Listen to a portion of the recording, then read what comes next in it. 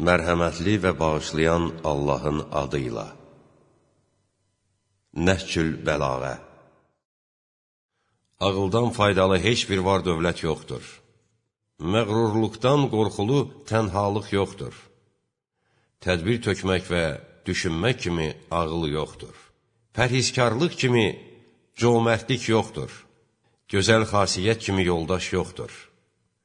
Ədəb kimi miras yoxdur. Müvəffəqiyyət və bir işə nail olmaq kimi rəhbər yoxdur.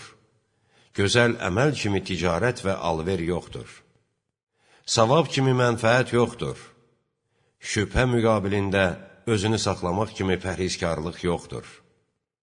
Harama rəğbətsizlik kimi zahidlik yoxdur. Təfəkkür və uzaqgörənlik kimi elm yoxdur. Vacibatı yerinə yetirmək kimi ibadət yoxdur. Həya və səbir kimi iman yoxdur. Təvazökarlıq kimi yüksəklik və baş ucalığı yoxdur. Elm kimi şərəf və böyüklük yoxdur. Dözümlülük kimi izzət yoxdur. Məşvərət kimi möhkəm arxa yoxdur.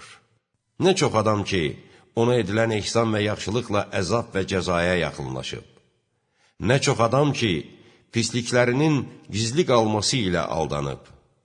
Nə çox adam ki, onun barəsindəki xoş sözlər nəticəsində fitnə və çətinliyə düşüb. Allah heç kəsi ona möhlət vermək kimi imtihan etməyib.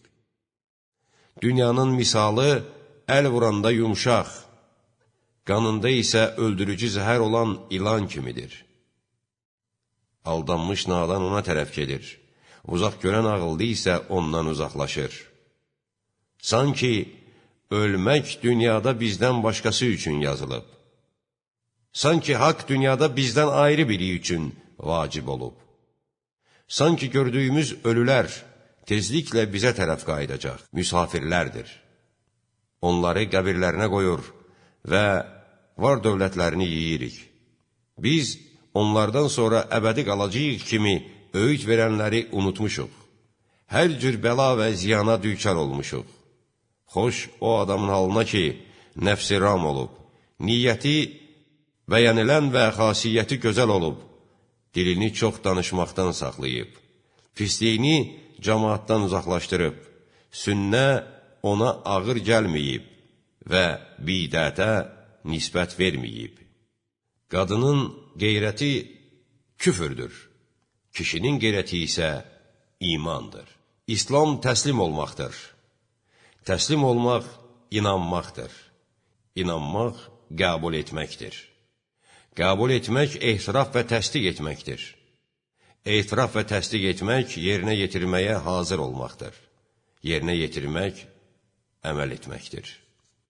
Xəsis və simid şəxsə təəccüb edirəm ki, qaçdığı yoxsulluq və kasıblığa doğru tələsir. Axtardığı varlılığı əldən çıxarır. Beləliklə, dünyada yoxsullar kimi yaşayır. Ahirətdə isə onunla varlılar kimi hesab çəkəcəklər. Dünən nütfə olmuş, sabah isə leş olacaq təkəbbürlü adama təəccüb edirəm.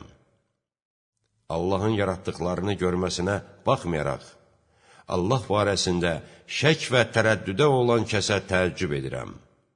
Təəccüb edirəm o kəsə ki, ölənləri görə-görə ölümü unudur. Nütfədən yaranmanı görməsinə baxmayaraq, məadın olması və qiyamətdə təkrar qayıdış olacağını inkar edən şəxsə təəccüb edirəm. Yoxluq evini abadlaşdıran, varlıq evini isə buraxan kəsə təəccüb edirəm.